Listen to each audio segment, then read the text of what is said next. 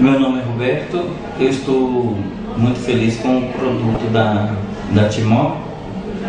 Antes de eu estar tomando água magnetizada, eu estava com alguns problemas, assim, principalmente de cansaço físico, devido ao meu trabalho é mais andando, né?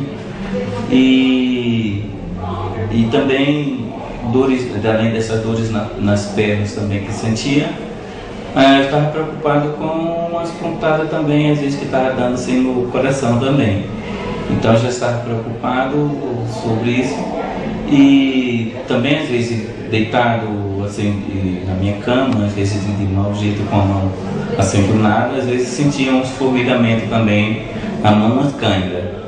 E depois desses 18 dias tomando a água magnetizada, agora eu sinto mais disposição física e também não sinto mais aquelas dores nas pernas também, e também essas pontadas também que eu sentia, né?